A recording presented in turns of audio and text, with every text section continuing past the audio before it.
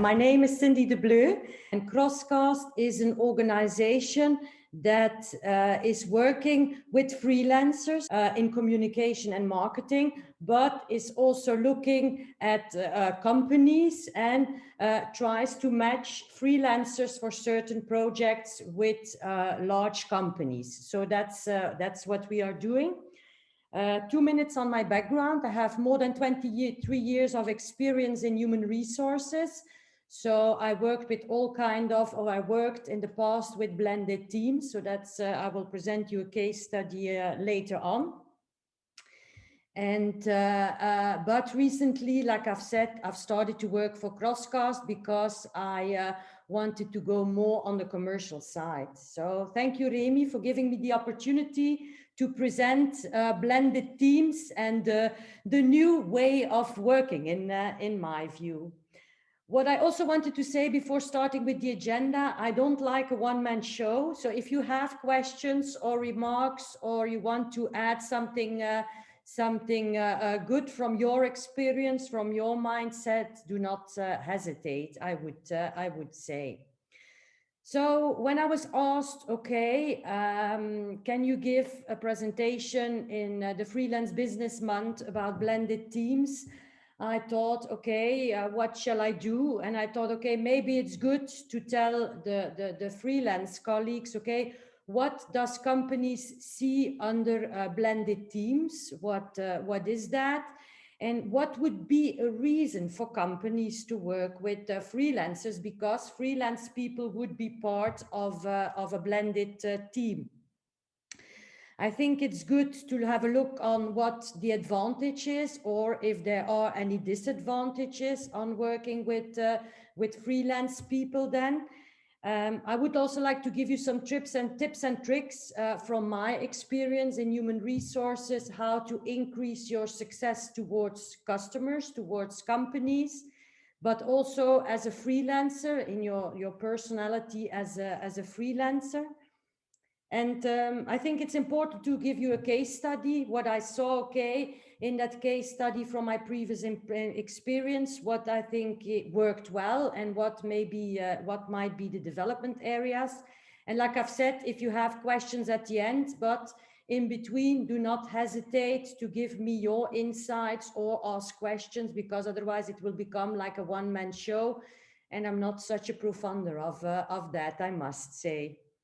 Okay, let's start. So if we look at blended teams, which is a hot topic today, why? Because I think in Belgium, but I think overall in the world, and certainly in Europe, there is a war for talent. So when I was recruiting in my human resource positions, but also today, we see, okay, if in the past we had 10 candidates for a position, that now we only have 2 or 3 excellent candidates, if we already have them, let's say. So companies needed to start thinking, okay, how can we overcome the war for talent, and how can we attract the best people with the right skills? And they needed to step away from, okay, we work with full-time or temporary people or part-time employees. But I think today, to bridge the gap, we are also looking at freelancers, temporary people, people working from home, outsourcing companies, consultants, name it. And to make these people work together side by side, that's what they call today blended teams. So these people could have all kinds of contracts, full-time, part-time, consultancy, freelance contracts, name it. But a team working together on a project or on projects is what they call blended teams. Okay, thank you. Yes, thank you. What are the reasons for companies, in my view, to work with freelancers? When I look at my past experience, then we saw, okay, that sometimes company needs change, and quite quickly, because We will live in a quite quickly in a quite quick economy, and that means that the goals and the achievements of the performances of companies sometimes change from month to month, every half year, and that's why they need a lot of agile and flexible people to cope with these projects. So I think one of the advantages to work with freelancers is that we can cope quickly with these changes. Instead of hiring a full-time employee, which is quite costly due to all kinds of social security charges, etc., it might be also from a pay perspective or from a budget perspective quite interesting to work with freelancers. And we pay for a work product. So if we have a certain project, okay, we are going to put it on the agenda of a freelancer. We will say, okay, we need this, and the freelancer will deliver. We don't need somebody who's working for years with us. So as mentioned, flexible, agile is one of the reasons why we would work with the freelancers as a company. And mostly my experience learns that freelance people are quite result oriented. So that means that they will get things done. They will not be overwhelmed by other things. They will not be distracted because they come in, have a project done, and get the results. But, and that's maybe a tricky one for freelancers as well, sometimes companies also hire freelance people who have a very specific skill to upgrade their in-house team, because they don't have the skills in-house. They hire a freelancer to bring their in-house teams up to speed. And I think there it's important for the freelancer to keep that open mind and not willing to keep their expertise and skills for themselves, but willing to share their expertise with other organizations. What do I see as advantages, and are there any disadvantages of working with freelance people? I think from a company perspective, if you look at what the costs are, the total cost to company is for a freelance, or for an employee, for a full-time employee, then taking into account all kinds of benefits, social charges, I think, and you only hire a freelancer for a certain project, I think it can reduce your headcount costs. It can become cheaper. As mentioned in my answer maybe to Christina, I think bringing in somebody from an external person can lead to new perspectives, new ways of thinking, because sometimes you see that employees who are working for many years for a company have become a little bit blind, is maybe not the right word, but they don't see anymore what can be developed or what can be done better, in fact. And I think bringing a freelancer in can give a new view to things and can lead to innovation and a fresh perspective. Mostly freelancers have a specialized skill, so you bring these into an organization, and as I mentioned before, they can be shared with the in-house team, so you will upgrade the skills of your in-house team indirectly. Freelancers are very flexible, so I think agility is the new world in our economy. Things go fast, things change fastly, so flexibility is a very big advantage to work with freelancers. And because these people come in for a specific task or for a specific project, it will increase productivity, which is also a huge advantage. And in the war for talent, you have a bigger talent pool that you can choose from. You're not stuck to full-time employees, fixed-term employees. No, you can choose from consultants, from freelancers, from a wider range of contractors, let's say. So I think these are very big advantages. If we look at the disadvantages, or might be disadvantages, what I meant with tracking budget, I think, well, I saw it in my previous company. To give you an example, we had some freelance IT people, and because of the onboarding, because that will be important, that these people are part of the teams, are seen as part of the organization. They were left alone, and nobody knew, because there was a high rotation in the organization, and nobody knew what these IT people as a freelancer were exactly doing. And we got invoices in for 2 million euros, 3 million euros per year, and nobody was really knowing what are these people working on, because they were not involved, communication was bad. So in that sense, if you're not managing well, then it can become more expensive. It might be a room for conflicts. What do I mean with that? Sometimes people who work in an organization and a freelancer with high skills, with a high skill set comes in, people might feel threatened. So they might think, "Oh, my job will disappear because they bring in a freelancer, and these people will not be helped from the internal team. So they will, in some ways, be abandoned."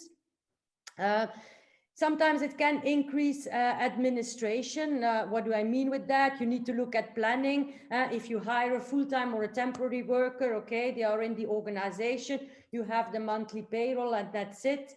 If you work more with freelancers, you need to put a planning together. People bring in their invoices. You need to update the planning. You need to see when is this person working, when not. So that's might be another disadvantage. What do I mean with decreasing the productivity?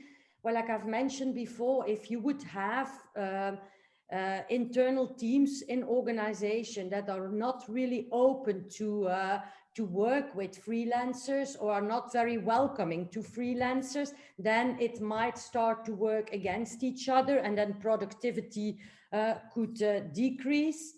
And what do I mean with too many leaders? I know that Remy also asked me the questions, what do you mean with that? Well, if you bring in more freelancers with a high skill set, in my perspective, freelance are quite independent, strong-willed people. And if you have many freelancers working together, then it might lead to conflict, because everybody wants to have his say, and everybody there would be quite some dominance in, or there could be, that's the right word, quite some dominance in the teams. Like I've said before, and what do I think from my experience? How can a freelancer increase his success towards the customers? I think it's important as a freelancer also to create, but also to communicate to your potential customer a clear vision on whom am I, what do I stand for, what are my values, what are my norms, and how will these fit in an organization, and what can be the benefit towards an organization. So I think you need to make that clear. What is my vision? What is my mission? What are my values? And like you are a company, because you are, and communicate these when going to potential customers. I think it's an advantage as a freelancer, so you need to present yourself as a core competitive advantage. So out of the advantages that we've seen in the previous slide, I think it's important to address these to new potential customers, because that will help to convince customers to work with freelancers. And then there was some kind of questions with my team members. What do you mean with the personal branding? I think it's important to think about who am I, like I've said, to create your personal branding, and to use that personal branding for convincing customers, for looking for new customers, for looking for what kind of culture with my personality do I fit in, what kind of companies do I want to work for, with looking at my values, my norms, my vision, my mission, which is all part of your personal branding, let's say. Mostly freelancers are hired for the outcomes. So people give them a project and they say, okay, these people have the skills, they have the time, and they will come with the results. So make sure that you focus on these results, on these outcomes. And of course, as a freelancer, it is very important to create a network, to make sure that you have a strong network, so that you attend events. We with CrossCast rather, are often also once a month, once every 2 months, are creating an opportunities for freelancers to meet, so they can share knowledge, they can share ideas. So I think it's important to work on that network. So we've seen the part of being successful towards the customers, towards companies, but how do I think you can be successful in a project? I think, yeah, you need to make sure that the responsibilities are clear and that you have a clear view on what is expected from you. So that's very important, I think, to have a clear understanding. What does this company want me to do? Make sure that you try to keep within the deadlines or within the timelines that were agreed. But if not possible, then I would also make sure that you communicate this quite quickly. Mentioned before, the outcomes, results are very important. Communication in every kind of relationship, this is key, but also as a freelancer towards customers, but also towards internal teams. Communication is key. And are not afraid to share your knowledge, to share your skills, act like a mentor, because this is sometimes also the reason why organizations bring in new freelancers, to make sure that the internal teams, their skills are upgraded. And last but not least, the company culture. I think it's important that you will work with different company cultures, but that you try to adjust yourself, okay, to what the culture is with your customer. In my HR role, a couple of months ago, 1 year ago, I had a project going on of implementing a tick clock system. And I did not have the expertise, so okay, I decided to hire a freelancer. I bring a freelancer in who had these skills, who had these expertise of leading a project of implementing a tick clock system.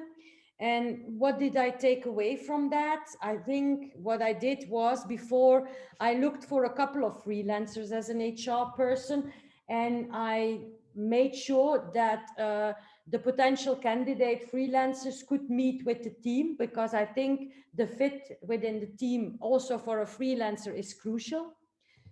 Then when we had chosen the right candidate, I think the onboarding process is crucial, because sometimes organizations think, oh, it's a freelancer, we give him a desk, we give him a PC, and that's it. Tu te débrouilles, we say in French, you take care. So that's not really how it works, because that's the right skill for failure that leads to failure. I think you will need to bring in these people, make sure that they are part of the team, make sure that the responsibilities, the goals are clear, even sometimes put KPIs. Okay, this is what I expect from you, and this is how it will be measured, but that these people really feel welcomed. Clear responsibilities, clear timelines. We've spoken about that before. And I think with the freelancer, what I've done is, in that project, that I had regular meetings with that person to see, okay, where are we from an HR perspective? Where do you need my help? Where can I help you? Sometimes give push to get things implemented. So that you sit regularly together to see, okay, how does the project work, and what do you need from us as a company? And my advice would be, if the company is not offering, please do not hesitate as a freelancer to bring this up yourself, to sit regularly together, to take the lead in that sense, because, or to ask questions about the onboarding process and to guide the organization in the right sense, or to tell them how important it is to be part of the team, and that you had a clear, good onboarding. And I think this is the way to success as a freelancer. So